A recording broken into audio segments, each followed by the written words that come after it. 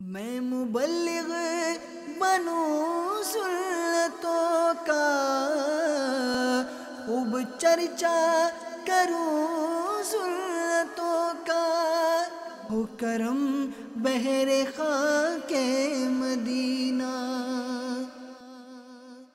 الحمدللہ رب العالمین، الصلاۃ والسلام علی سید المرسلین، اما بعد فاعوذ باللہ من الشیطان الرجیم، بسم اللہ الرحمن الرحیم۔ الصلاۃ والسلام علیک یا رسول اللہ وعلی آلک واصحابک یا حبیب اللہ۔ الصلاۃ والسلام علیک یا نبی اللہ وعلی آلک واصحابک یا نور اللہ۔ نبی مکرم نور مجسم صلی اللہ تعالی علیہ وآلہ وسلم کا فرمان عالی شان ہے، جمعہ کے دن مجھ پر درود پاک کی کثرت کر لیا کرو، کیونکہ ہر جمعہ کے دن میری امت کا درود میری بارگاہ میں پیش کیا جاتا ہے، تو ان میں سے جو سب سے زیادہ درود پاک پڑھنے والا ہوگا وہ میرے سب سے زیادہ قریب ہوگا۔ خوب بھیجو مل کے دیوانوں ادب سے جھوم کر، خوب بھیجو مل کے دیوانوں ادب سے جھوم کر، تم مدینے کے حسین گلزار پر لاکھوں سلام۔ صلو علی الحبیب صلی اللہ تعالی علی محمد وعلی آلہ وصحبہ وبارک وسلم۔ منقول ہے کہ خلیفہ ہارون الرشید کے وزیر حضرت سیدنا عبداللہ بن مشرف رحمۃ اللہ تعالی علیہ ایک دن ہارون الرشید کے ساتھ بیٹھے تھے۔ انہوں نے پوچھا کہ اے مسلمانوں کے خلیفہ، اگر کوئی شخص آپ کے دربار میں یہ درخواست کرے، ریکویسٹ کرے کہ میرا غلام فرار ہو کر آپ کے پاس آ گیا ہے، آپ مجھے میرا غلام لوٹا دیں، تو کیا آپ غلام واپس کر دیں گے؟ خلیفہ نے کہا کیوں نہیں؟ تو حضرت سیدنا عبداللہ بن مشرف رحمۃ اللہ تعالی علیہ نے عرض کی کہ میں بھی اللہ عز و جل کا غلام ہوں، جو اپنے مالک حقیقی عز و جل کی بارگاہ سے فرار ہو کر آیا ہوں، آپ مجھے اس کی خدمت میں حاضر ہونے کے لیے چھوڑ دیں تاکہ میں دوبارہ اس کی بارگاہ میں حاضر ہو جاؤں۔ یہ سن کر خلیفہ ہارون الرشید اور وہاں موجود تمام حاضرین رو دیے۔ پھر خلیفہ کہنے لگے کہ ہم میں سے یہ شخص نجات پا گیا، جبکہ ہم یہاں بیٹھے اس کی طرف دیکھ رہے ہیں۔ یہ کہتے ہوئے خلیفہ ہارون الرشید نے انہیں چلے جانے کی اجازت دی۔ اجازت نامہ سن کر سیدنا عبداللہ بن مشرف رحمۃ اللہ تعالی علیہ اٹھے اور اسی وقت احرام باندھا، لبیک اللہم لبیک کہتے ہوئے حرم پاک کی طرف روانہ ہو گئے۔ راستے میں سیدنا ابو سفیان ثوری رحمۃ اللہ تعالی علیہ ان سے ملے اور دیکھا کہ وہ زمین پر محو خواب ہیں اور مٹی اڑ اڑ کر ان کے چہرے پر پڑ رہی ہے۔ سیدنا سفیان ثوری رحمۃ اللہ تعالی علیہ نے سلام کے بعد ان سے دریافت کیا کہ اے عبداللہ، سب کچھ چھوڑنے کا عوض اللہ عز و جل نے تجھے کیا دیا؟ آپ نے فرمایا کہ اے سفیان، اللہ عز و جل کی راہ میں اپنی وزارت اور دیگر ساز و سامان قربان کرنے کے عوض اللہ عز و جل نے مجھے یہ دیا کہ مجھے اپنی رضا عطا فرما دی، جس میں اس وقت ہوں۔ جب حرم پاک کے مشائخ عظام کو نیک بخت وزیر کے آنے کی خبر ملی تو وہ سلام پیش کرنے آپ کی بارگاہ میں حاضر ہوئے۔ ان کی لاغری اور غبار آلودگی کو دیکھ کر انہوں نے پوچھا، بغیر پانی کے، بغیر سائے والے میدان میں سفر آپ نے کیسے برداشت کر لیا؟ حضرت سیدنا عبداللہ بن مشرف رحمت اللہ تعالی علیہ نے جواب دیا، جس مجرم غلام کا دل اسے آقا کے دروازے کی طرف لے جا رہا ہو، وہ اپنے آقا کی بارگاہ میں کیسے آتا ہے؟ اگر مجھے قدرت ہوتی تو میں سر کے بل آتا۔ یہ کہتے کہتے آپ رونے لگے۔ پوچھا گیا کیوں رو رہے ہیں؟ ارشاد فرمایا، میں نے اپنا شفیع یعنی مددگار آگے بھیج دیا ہے، شاید اس کی شفاعت قبول ہو جائے۔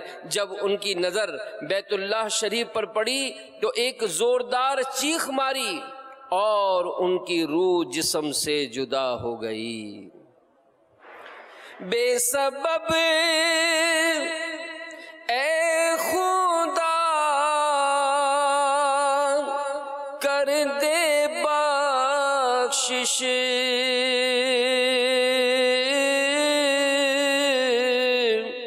حشر میں مجھ سے کر نانا پرسش،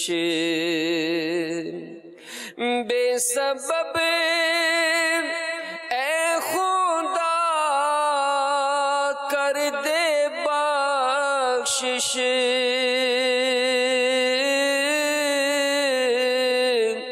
حشر میں مجھ سے کر نانا پرسش، نام غفار مولا تیرا ہے،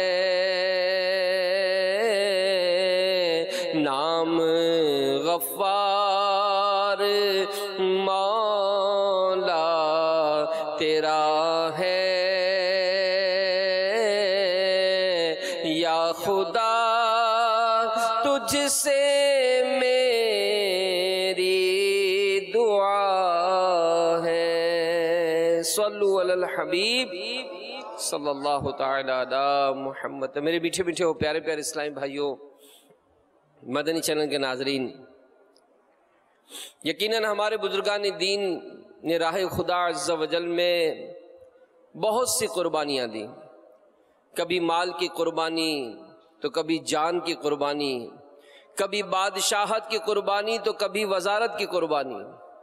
الغرض جب جہاں جس چیز کی قربانی کی ضرورت پیش آئی انہوں نے اسی چیز کو اللہ کی بارگاہ میں قربان کر دیا۔ جیسا کہ بیان کردہ حکایت میں ایک وزیر نے صرف اور صرف اللہ کی رضا کی خاطر اپنی وزارت، اپنا مال و دولت، اپنا دنیاوی عیش و عشرت سب کچھ قربان کر دیا، شب و روز اللہ کی عبادت میں گزار کر اس دنیا سے رخصت ہو گئے، اور صدیاں گزرنے کے بعد ان کی عظیم قربانیوں کے چرچے آج بھی ہر طرف گونج رہے ہیں۔ ہمیں بھی چاہیے کہ ہم صرف باتیں بنانے، فارغ بیٹھے رہنے، فضولیات میں وقت گزارنے، ہیلے بہانے تراشنے کے بجائے عملی طور پر ان اللہ والوں کی مبارک زندگیوں سے مدنی پھول حاصل کرتے ہوئے اللہ کی ذات پر بھروسہ کر کے اپنے اندر دین کی خاطر قربانیاں دینے کا جذبہ ابھارنے، بیدار کرنے کی کوشش کریں۔ یاد رکھیے، انبیاء کرام، صحابہ کرام اور بعد میں آنے والے بزرگان دین نے اپنے اپنے مرتبے کے مطابق رائے خدا عز و جل میں قربانیاں دیں، اور قربانیوں کا سلسلہ یہ آج تک جاری ہے۔ حضرت آدم علیہ السلام کے زمانے میں آپ کے شہزادے حضرت سیدنا حابیل رضی اللہ تعالیٰ عنہ نے رضا الہی کی خاطر تقوی اختیار کرتے ہوئے پہلے اپنا مال یعنی بکری قربانی کے لیے پیش کیا، پھر اپنی جان قربان کر دی، جس کا ذکر اللہ عز و جل نے پارہ 6 سورہ مائدہ میں فرمایا، اور مفسرین نے اس واقعے کو اس تفصیل کے ساتھ بیان فرمایا کہ حابیل اور قابیل یہ دونوں حضرت آدم علیہ السلام کے فرزند یعنی بیٹے ہیں۔ منقول ہے کہ روئے زمین پر سب سے پہلا قاتل قابیل اور سب سے پہلا مقتول حابیل ہے۔ ان دونوں کا واقعہ یوں ہے کہ حضرت حوا رضی اللہ تعالیٰ عنہا کے ہر حمل میں ایک لڑکا اور ایک لڑکی پیدا ہوتے تھے۔ ایک حمل کے لڑکے کا دوسرے حمل کی لڑکی سے نکاح کیا جاتا تھا۔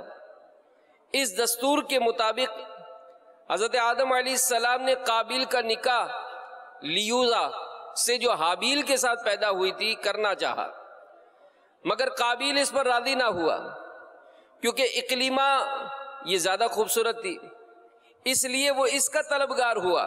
حضرت آدم علیہ السلام نے اسے بہت سمجھایا کہ اقلیمہ تیرے ساتھ پیدا ہوئی ہے، اس لیے تیری بہن ہے، اس کے ساتھ تیرا نکاح نہیں ہو سکتا، مگر قابیل اپنی ضد پر اڑا رہا۔ بالآخر حضرت سیدنا آدم علیہ السلام نے حکم دیا کہ تم دونوں اپنی اپنی قربانیاں اللہ کی بارگاہ میں پیش کرو، جس کی قربانی مقبول ہوگی وہی اقلیمہ کا حقدار ہوگا۔ اس زمانے میں قربانی کی مقبولیت کی یہ نشانی تھی کہ آسمان سے ایک آگ آتی جو قربانی اللہ کی بارگاہ میں مقبول ہوتی تو وہ اس کو کھا لیا کرتی تھی۔ چنانچہ قابیل نے گیہوں کی کچھ بالی اور حضرت حابیل رضی اللہ تعالیٰ عنہ نے ایک بکری قربانی کے لیے پیش کی۔ آسمانی آگ نے حضرت حابیل رضی اللہ تعالیٰ عنہ کی قربانی کو کھا لیا اور قابیل کے گیہوں کو چھوڑ دیا۔ اس بات پر قابیل کے دل میں بغض و حسد پیدا ہو گیا اور اس نے حضرت حابیل رضی اللہ تعالیٰ عنہ کو قتل کر دینے کی ٹھان لی اور حابیل سے کہہ دیا کہ میں تجھ کو قتل کر دوں گا۔ حضرت حابیل رضی اللہ تعالیٰ عنہ نے فرمایا کہ قربانی قبول کرنا اللہ عز و جل کا کام ہے اور وہ تقوی اور اخلاص والوں کی قربانی قبول کرتا ہے۔ اگر تو متقی ہوتا تو ضرور تیری قربانی قبول ہو جاتی۔ میٹھے میٹھے اسلامی بھائیوں، بیان کردہ قرآنی واقعے سے معلوم ہوا کہ اللہ عز و جل کی راہ میں قربانیاں دینے کی ابتدا آدم علیہ السلام کے دور سے ہوئی اور یہ انبیاء کرام علیہ السلام کا مبارک طریقہ رہا ہے۔ انبیاء کرام علیہ السلام نے صرف اللہ عز و جل کی رضا اور خوشنودی کے لیے دشوار گزار سفر کیے، تکلیفیں جھیلی، باطل قوتوں کا ڈٹ کر مقابلہ کیا، اپنے شہروں اور ملکوں سے ہجرتیں کی، اپنی زندگیاں وقف کی اور جہاں ضرورت پیش آئی وہاں اپنی مقدس جانوں کا نذرانہ بھی پیش کیا ہے۔ حضرت سیدنا ابو عبیدہ بن جراح رضی اللہ تعالیٰ عنہ بیان کرتے ہیں کہ میں نے عرض کی، یا رسول اللہ صلی اللہ علیہ وآلہ وسلم، قیامت کے دن کن لوگوں کو سب سے زیادہ عذاب ہوگا؟ تو ہمارے پیارے نبی مکی مدنی صلی اللہ علیہ وآلہ وسلم نے ارشاد فرمایا کہ جس نے نبی کو قتل کیا یا نیکی کا حکم دینے والے اور برائی سے روکنے والے کو قتل کیا۔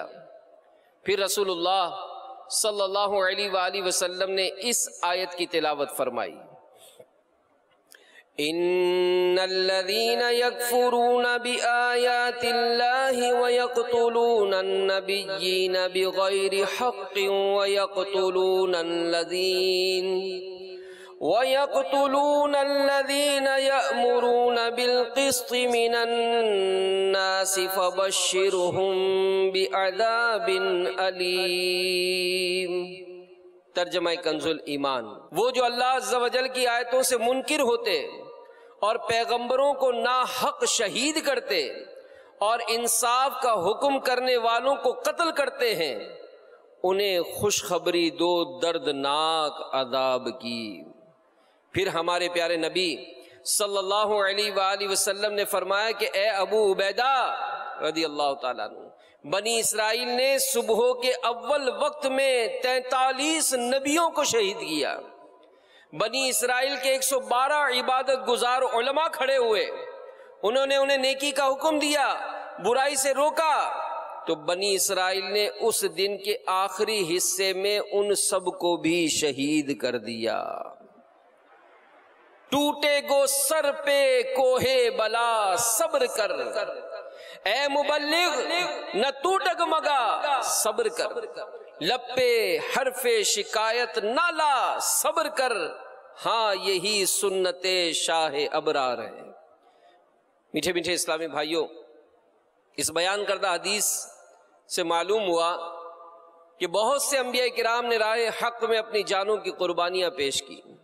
آئیے اب حضرت سیدنا ابراہیم خلیل اللہ علیہ نبینا علیہ الصلوۃ والسلام کی قربانیوں کے بارے میں سننے کی سعادت حاصل کرتے ہیں کہ آپ علیہ السلام نے اللہ عز و جل کی رضا کی خاطر نہ صرف اپنی اولاد، اہل و عیال، فیملی کو جنگل بیابان میں تنہا چھوڑ کر عظیم قربانی کا شرف حاصل کیا، بلکہ وقت آنے پر اللہ عز و جل کی راہ میں اپنی اولاد قربان کرنے سے بھی پیچھے نہ ہٹے۔ چنانچہ سیدنا اسماعیل ذبیح اللہ علیہ نبینا علیہ الصلوۃ والسلام کی پیدائش کے بعد ان کے والد حضرت سیدنا ابراہیم علیہ السلام پر وحی آئی کہ آپ حضرت حاجرہ رضی اللہ تعالی عنہا اور حضرت اسماعیل علیہ السلام کو اس سرزمین میں لے جائیں جہاں اب مکہ مکرمہ ہے۔ حضرت سیدنا ابراہیم علیہ السلام ان دونوں کو اپنے ساتھ براق پر سوار کر کے شام سے سرزمین حرم میں لائے اور کعبہ مقدسہ کے نزدیک اتارا۔ اب یہاں اس وقت نہ کوئی آبادی تھی، نہ کوئی چشمہ تھا، نہ پانی کا انتظام، ایک توشہ دان میں چند کھجوریں، ایک برتن میں پانی، انہیں دے کر آپ واپس ہوئے اور مڑ کر ان کی طرف نہ دیکھا۔ حضرت اسماعیل علیہ السلام کی والدہ حضرت حاجرہ رضی اللہ تعالی عنہا نے عرض کیا آپ کہاں جاتے؟ اور ہمیں اس وادی میں انیس و رفیق یعنی جان پہچان والے کے بغیر چھوڑے جاتے؟ لیکن ابراہیم علیہ السلام نے اس بات کا کوئی جواب نہ دیا اور اس کی طرف توجہ نہ فرمائی۔ حضرت حاجرہ رضی اللہ تعالی عنہا نے چند مرتبہ یہی عرض کیا، جواب نہ پایا تو کہا کہ کیا اللہ تعالیٰ نے آپ کو اس کا حکم دیا ہے؟ ابراہیم علیہ السلام نے فرمایا ہاں۔ یہ سن کر بی بی حاجرہ رضی اللہ تعالیٰ عنہ کو اطمینان ہو گیا۔ حضرت ابراہیم علیہ السلام تشریف لے گئے۔ حضرت حاجرہ رضی اللہ تعالی عنہا اپنے فرزند سیدنا اسماعیل علیہ السلام کو دودھ پلانے لگیں۔ جب ان کے پاس موجود پانی ختم ہو گیا، پیاس کی شدت ہوئی، صاحبزادے کا حلق شریف بھی پیاس سے خشک ہو گیا، تو آپ پانی کی جستجو یا آبادی کی تلاش میں صفا و مروہ کے درمیان دوڑیں۔ ایسا 7 مرتبہ ہوا، یہاں تک کہ فرشتے کے پر مارنے سے یا حضرت اسماعیل علیہ السلام کے قدم مبارک سے اس خشک زمین میں ایک چشمہ زمزم نمودار ہوا۔ سیدنا اسماعیل علیہ السلام کے بچپن میں حضرت سیدنا ابراہیم علیہ السلام نے ذوالحجہ کی 8ویں رات خواب دیکھا۔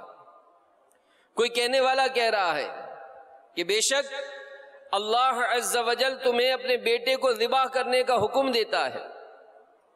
آپ صبح و شام اس پر غور کرتے رہے کہ یہ خواب اللہ کی طرف سے یا شیطان کی طرف سے۔ اسی لیے 8 ذوالحج کا نام یوم الترویہ یعنی سوچ بچار کا دن رکھا۔ 9ویں رات پھر وہی خواب دیکھا اور صبح یقین کر لیا کہ یہ حکم اللہ کی طرف سے ہے، اسی لیے 9 ذوالحج کو یوم عرفہ یعنی پہچاننے کا دن یہ کہا گیا۔ اور 10ویں رات پھر وہی خواب دیکھنے کے بعد آپ نے صبح اس خواب پر عمل کرتے ہوئے بیٹے کو قربانی کے لیے پیش کرنے کا ارادہ فرمایا، جس کی وجہ سے 10 ذوالحج کو یوم النحر یعنی ذبح کرنے کا دن کہا جاتا ہے۔ تو میٹھے میٹھے اسلامی بھائیوں، یقیناً انبیاء کرام علیہم السلام کا مقام و مرتبہ ساری مخلوق سے بلند و بالا ہے، لہذا ان پر آنے والے امتحانات بھی اسی قدر شدید ہوتے ہیں۔ مگر قربان جائیے ان مقدس ہستیوں کے صبر و استقلال پر کہ انہوں نے اس راہ میں آنے والی مشکلات کو خوشی خوشی برداشت کیا، بارگاہ الہی عز و جل میں سرخرو ہو کر بلند درجات حاصل کیے۔ ان کی یہی عظیم قربانیاں رہتی دنیا تک لوگوں کے لیے مشعل راہ ہیں۔ جیسا کہ بیان کردہ واقعے سے معلوم ہوا کہ حضرت سیدنا اسماعیل علیہ السلام اللہ کے مقرب اور برگزیدہ نبی ہیں۔ اللہ عز و جل نے آپ کو خصوصی انعام و اکرام سے نوازا ہے۔ یہی وجہ تھی کہ آپ پر اللہ عز و جل کی طرف سے جتنی بھی آزمائشیں آئیں، آپ ان میں توفیق الہی سے ثابت قدم رہے اور دل و جان سے اس قربانی کے لیے آپ تیار ہو گئے جس کا حکم اللہ نے اپنے والد کو دیا تھا۔ تو اس واقعے سے یہ بھی معلوم ہوا کہ حضرت سیدنا ابراہیم علیہ السلام اپنے رب عز و جل کے بہت ہی اطاعت گزار اور فرما بردار بندے تھے کہ آپ نے رضا الہی کی خاطر اپنا وہ بچہ جس کو بڑی دعاؤں کے بعد بڑھاپے میں پایا تھا، جو آپ کی آنکھوں کا نور اور دل کا سرور تھا، فطری طور پر حضرت ابراہیم علیہ السلام اس کو کبھی بھی اپنے سے جدا نہیں کر سکتے تھے، مگر اللہ عز و جل کی رضا کی خاطر اپنے پیارے فرزند اور زوجہ کو وادی بطحا کی اس سنسان جگہ پر چھوڑ آئے جہاں سر چھپانے کو درخت کا پتا، پیاس بجھانے کو پانی کا ایک قطرہ بھی نہیں تھا، نہ وہاں کوئی یار و مددگار، نہ کوئی مونس و غمخوار۔ اور ہم میں سے کوئی ہوتا تو شاید اس کے تصور ہی سے اس کے سینے میں دل تیزی سے دھڑکنے لگتا، بلکہ شاید شدت غم سے پھٹ جاتا، مگر حضرت ابراہیم خلیل اللہ علی نبینا والی الصلاۃ والسلام اللہ کا حکم سن کر نہ فکر مند ہوئے، نہ ایک لمحے کے لیے سوچ و بچار میں پڑے، نہ رنج و غم سے نڈھال ہوئے، بلکہ فوراً رب عز و جل کا حکم بجا لانے اور رضا الہی کے لیے بیوی اور بچے کو لے کر ملک شام سے سرزمین مکہ مکرمہ چلے گئے اور وہاں بیوی بچے کو چھوڑ کر ملک شام واپس آ گئے۔ تو میرے میٹھے میٹھے اور پیارے پیارے اسلامی بھائیوں، دیگر انبیاء کرام کی طرح ہمارے آقا مہربان رحمت عالمیان صلی اللہ علیہ وآلہ وسلم نے بھی بے شمار قربانیاں دی۔ ماہ ذوالحجۃ الحرام میں شیخ طریقت امیر علیہ سنت کے والد محترم کا وصال پرملال ہوا۔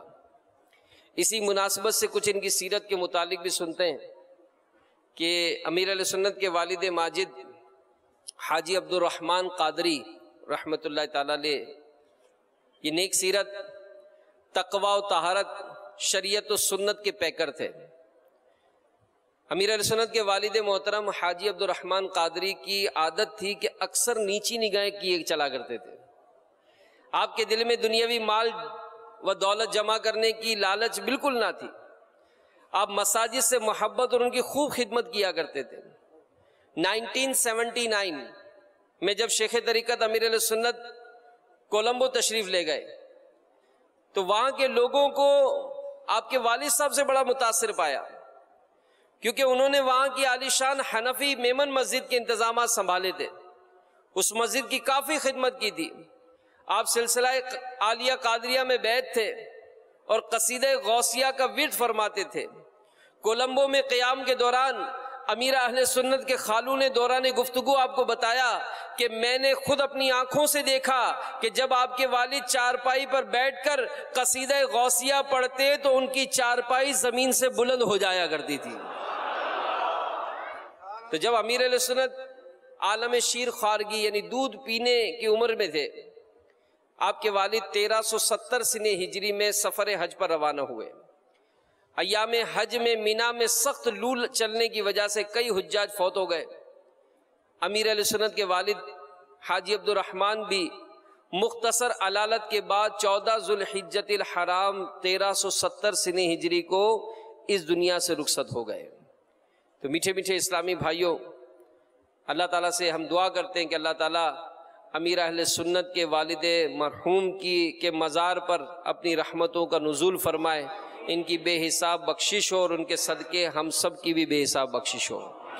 تو رضا الہی کی خاطر اسلاف کی قربانیاں سننے کی ہم نے سعادت حاصل کی۔ رحمت عالم صلی اللہ علیہ وآلہ وسلم نے بھی بے شمار قربانیاں دی۔ ہمارے پیارے نبی صلی اللہ علیہ وآلہ وسلم کی دی ہوئی قربانیوں سے کون واقف نہیں؟ جور و جفا کی آندھیاں چلائی گئیں اور سرکار علیہ الصلوۃ والسلام پر الزامات لگائے گئے، راہ میں کانٹے بچھائے گئے، پتھروں کی بارش کی گئی۔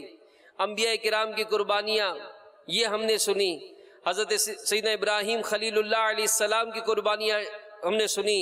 انبیاء کرام کے راہ خدا میں بہت ستایا گیا، حتیٰ کہ ایک دن میں 43 نبیوں کو شہید کیا گیا۔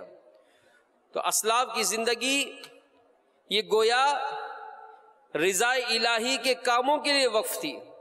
تو اللہ ہمیں بھی رضا الہی کی خاطر قربانیاں دینے کی توفیق عطا فرمائے، آمین بجاہ النبی الامین صلی اللہ علیہ وآلہ وسلم۔ بیان کو اختتام کی طرف لاتے ہوئے آئیے کچھ سنت کی فضیلت اور چند سنت اور آداب بیان کرتا ہوں۔ ہمارے پیارے نبی صلی اللہ علیہ وآلہ وسلم کا فرمان ہے، جس نے میری سنت سے محبت کی اس نے مجھ سے محبت کی، اور جس نے مجھ سے محبت کی وہ جنت میں میرے ساتھ ہوگا۔ سینہ تیری سنت کا مدینہ بنے آقا، جنت میں پڑوسی مجھے تم اپنا بنانا۔ صلو علی الحبیب صلی اللہ تعالی علی محمد۔ تو آئیے سفر کی چند سنتیں اور آداب سنتے ہیں۔ ممکن ہو تو جمعرات کو سفر کی ابتدا کی جائے، کہ جمعرات کو سفر کی ابتدا کرنا یہ سنت ہے۔ اگر سہولت ہو تو رات کو سفر کیا جائے، کہ رات کو سفر جلد طے ہو جاتا ہے۔ اگر چند اسلامی بھائی مل کر قافلے کی صورت میں سفر کریں تو کسی ایک کو امیر بنا لیں۔ چلتے وقت عزیزوں دوستوں سے قصور معاف کروائیں، جن سے معافی طلب کی جائے ان پر لازم ہے کہ دل سے معاف کریں۔ ہم جب بھی سفر پر روانہ ہوں تو ہمیں چاہیے کہ اپنے اہل و مال کو اللہ کے حوالے کر کے جائیں۔ اللہ تبارک و تعالی ہی سب سے بہتر حفاظت کرنے والا ہے۔ ٹرین میں یا بس میں جب بھی سفر پر بیٹھیں، سوار ہوں، بسم اللہ اللہ اکبر اور سبحان اللہ 3 بار، لا الہ الا اللہ 1 بار، پھر سبحان الذی سخر لنا ھذا وما کنا لہ مقرنین وانا الی ربنا لمنقلبون۔ ترجمہ کنز ایمان، پاکی ہے اسے جس نے اس سواری کو ہمارے بس میں کر دیا اور یہ ہمارے قابو کی نہ تھی، اور بے شک ہمیں اپنے رب عز و جل کی طرف پلٹنا ہے۔ سفر سے واپسی پر گھر والوں کے لیے کوئی تحفہ لے آئیں، کہ یہ سنت مبارکہ ہے۔ صلو علی الحبیب صلی اللہ تعالی علی محمد وعلی آلہ وصحبہ وبارک وسلم۔ میں مبلغ بنوں سنتوں کا، خوب چرچا کروں سنتوں کا، ہو کرم بہر خاک مدینہ۔